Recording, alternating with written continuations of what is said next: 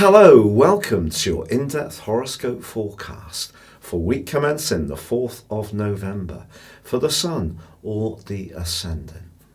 If you've yet to subscribe to my channel, I'd be honoured if you did so now. Please click or tap on the bell notification symbol.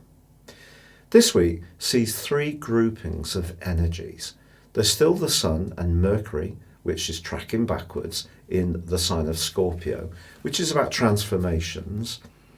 We also have Venus and Jupiter in the much more expansive and optimistic Sagittarius. And finally, Saturn and Pluto in the much more orthodox Capricorn.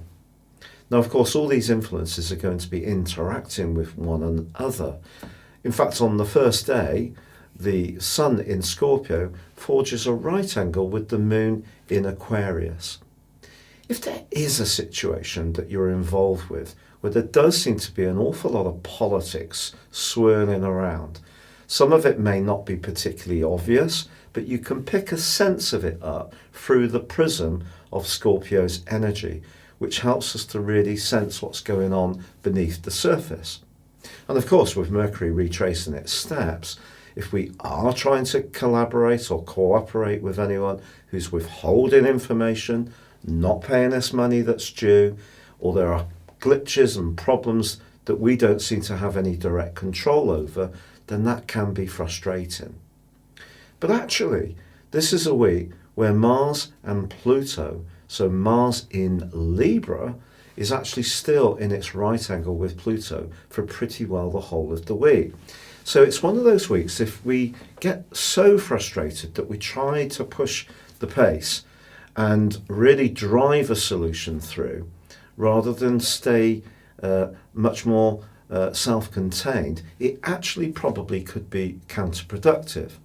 Because in the second half of this week, ironically, Mars forges a brilliant angle to Jupiter. So it could be that if we can just find the enthusiasm, the passion, and the persuasion in a kind of good way, other people can actually be very responsive. And also the Sun forges a very stabilizing link to Saturn, which means that where we've put the hard work in, the application, and also the perspiration, we could see some very solid rewards starting to show themselves. Now, of course, with Mercury retrograde, there could be those delays. Not everything may go quite at the pace we want, but also Mercury retrograde must be seen as a positive thing sometimes if it helps us to rethink what isn't working very well. So that could be an option this week. So if there is a relationship, even with a financial institution where you don't really feel you're getting the best deal, change it. That could be a positive thing you can do with Mercury retrograde. And also from Friday to Sunday, Mercury, despite the retrograde, forges a beautiful link with Pluto. If this rings a bell, it's because of the retrograde that it's being repeated. But this helps us to penetrate to the core of what's really useful. And I do feel it can be a real help to offset the more difficult energies that Mercury retrograde can bring. The Sun's also forging a beautiful link with Neptune in the second half of this week, and finding the time, the energy or the resources to help someone who's less fortunate could be something that gives us a big lift.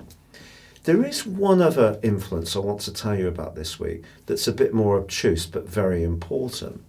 It does involve Venus, which is now in the very free-spirited Sagittarius, but Venus is in a quincunx with Uranus. If you remember, Mars went through this recently.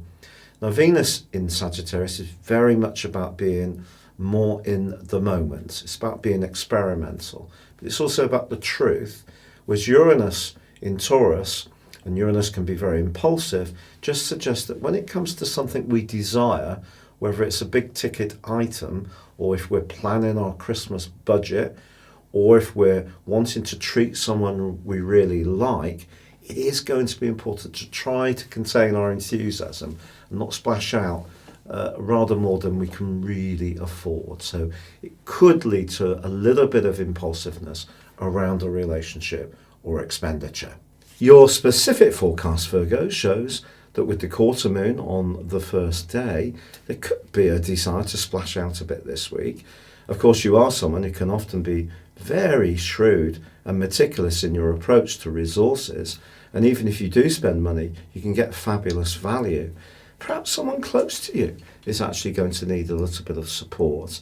And that may be where you're pulled into helping, or perhaps deciding that you need to put a firmer boundary in place.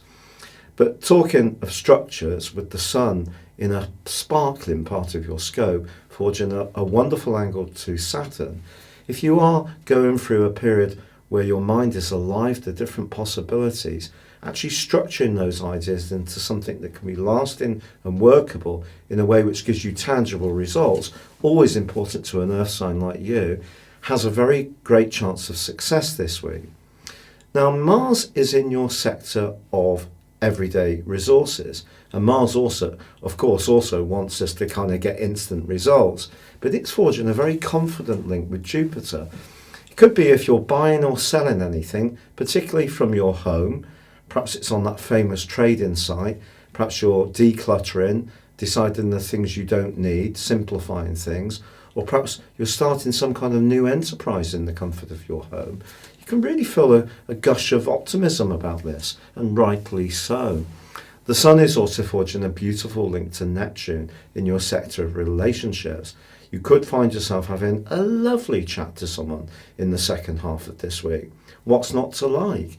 Well, it's true that Uranus is pushing you to be more experimental, and Jupiter is in a part of your horoscope that's to do with your emotions, but so is Venus.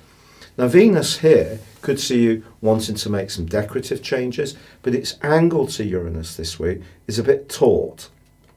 So it just suggests that if you are trying to make some changes, particularly in your home situation, I would go in your usual step-by-step, meticulous and thorough way. I wouldn't go on any kind of big flourish or campaign, but overwhelmingly, this is a week of real opportunities for you. Thank you so much for joining me for your video.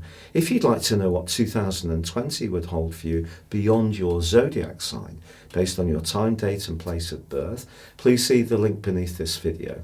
If you order your forecast now, you can get 30% off and the rest of 2019 free. But for now, good luck and goodbye.